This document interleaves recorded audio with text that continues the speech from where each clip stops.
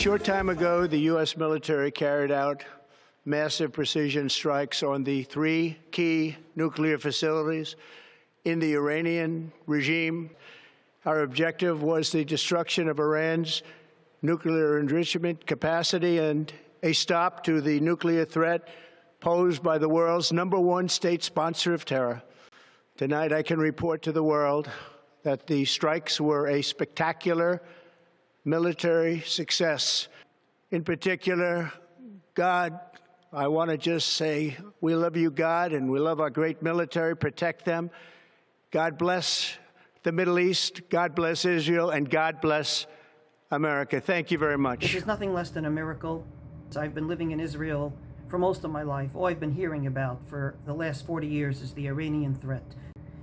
And to see that President Trump has ordered and, thank God, successfully facilitated via the American military, destroying this threat deserves a response. Because not once again make the mistake of Chizkiyahu HaMelech, who was a great king. Indeed, the Gemara says in Masechet Sanhedrin, Bikesh HaKadosh Baruch Hu Latzot Chizkiyahu Mashiach. He wanted to make Chizkiyahu Mashiach, but actually Midat Hadin came against him and said, "You can't do it, Ribono Shel Olam." David HaMelech, full of Tehillim, saying before you all these praises, all these wonderful prayers of thanks, you didn't make him Mashiach.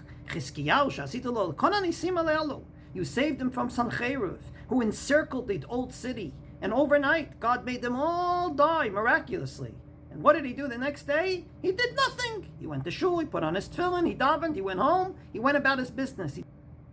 Lo amar shira lefanecha. He did not say one word of thanks to God. Ta'aseu Mashiach? You're going to make a Mashiach? Lekach nistatem, God was quiet. So we cannot make the same mistake as Chizkiyahu HaMelech. So what should be our response? Number one, to actually say Hallel. After all, the Gemara says in Masechet Pesachim, Daf Kuf Yud Zayin Amud Aleph, that you say Hallel based on a takana, an enactment of our prophets. Lechesheni galein omrim oto agulatan. When you're redeemed from something, you say it on your redemption. And indeed, the Talmidei Rabbeinu Yonah quotes Rabbeinu Tam, saying that this is not on a redemption personally, like you can't make your mortgage payments and now you can, but rather, we're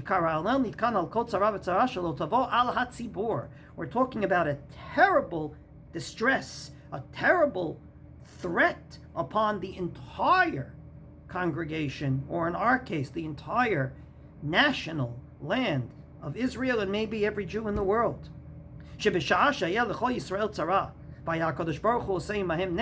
When there was this tragedy about to bloom and happen upon the Jewish people, and God made a miracle, you will sing Yom Tov, they would make nothing less than a holiday, Hallel, and they would say Hallel. And ultimately, says Rabbeinu Tam,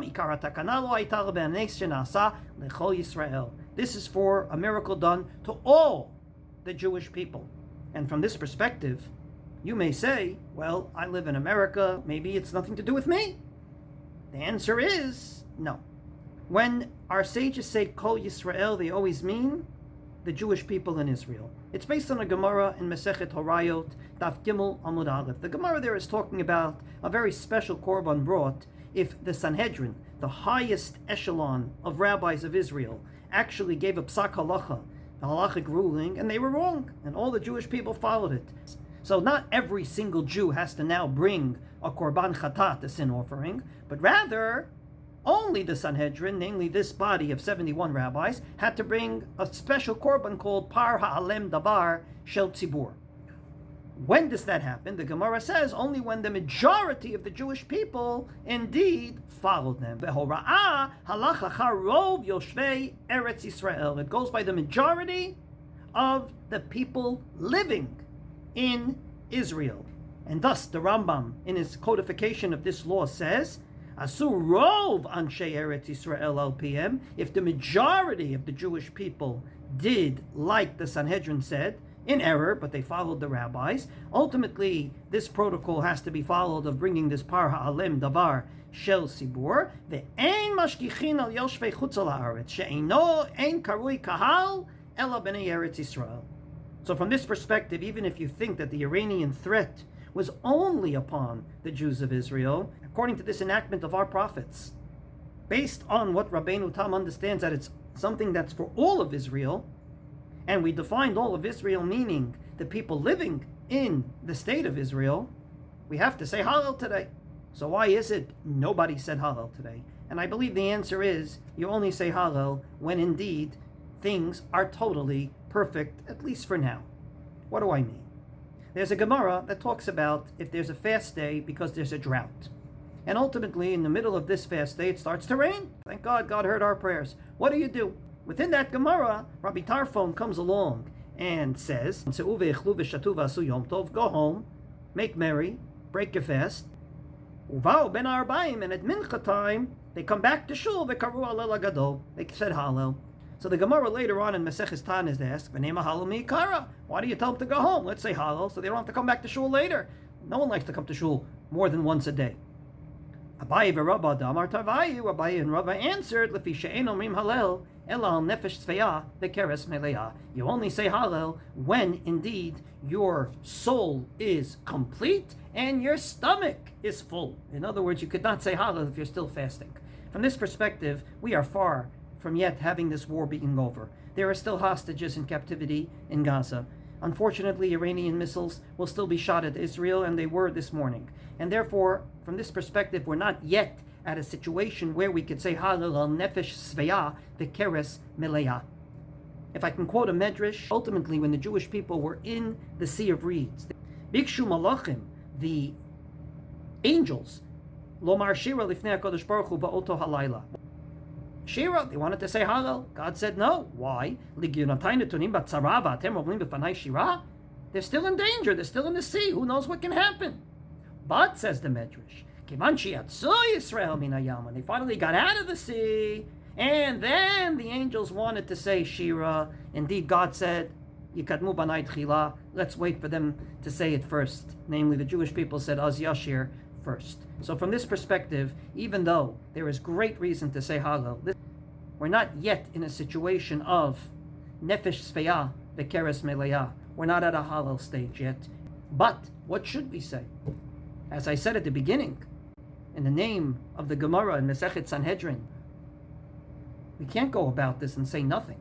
And the answer is, there is a bracha. Shulchan Aruch paskins this al shmuot shehem tovot, on good news, lo vela achirim, good news for you and for others, namely for me, as well as for all the fellow citizens of Israel. Then you say atova meitiv.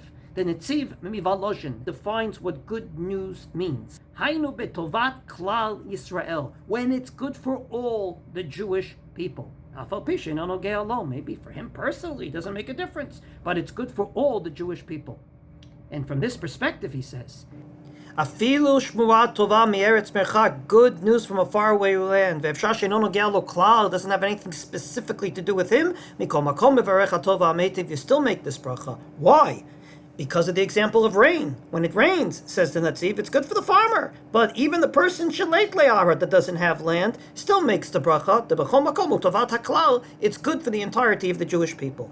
And therefore, I believe Hatova HaMeitiv is extremely appropriate today to say, and to say it even though things are not perfect. Simply because we do have a precedent. Meit Aviv, unfortunately your father dies, you say the terrible bracha, Dayana Emes, but if you get a Yerusha, if you get an inheritance, you also say Shehechiyanu if you're the only one, but if you get it together with your brothers and sisters, you say Hatova HaMeitiv.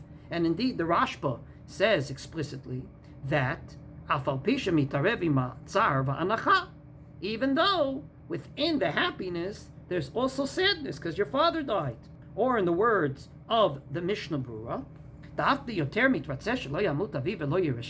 even though you'd rather that your father not die and you would not have to inherit him, even so you can make Shechiyanu or Hatova HaMeitiv if other people get the inheritance.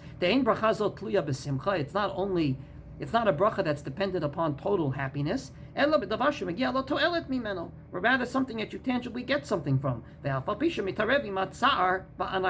Even though intertwined with it is still distress and worry about everything that's not yet perfect.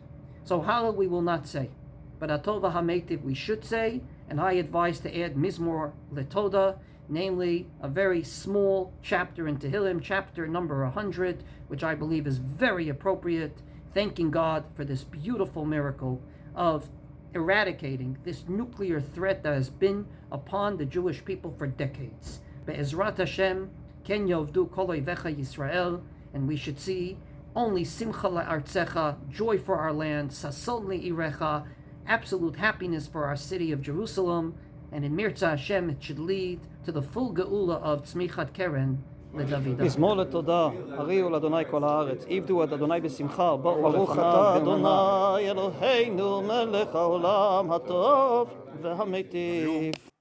אחרי 10 ימים חזרתי לכותל, שוב התעטפתי בטלית ונשאתי תפילת הודיה ובקשה להמשך ההצלחה. מזמור לתודה, הריעו להשם כל הארץ, עבדו את השם, בשמחה, בואו לפניו ברננה, כי השם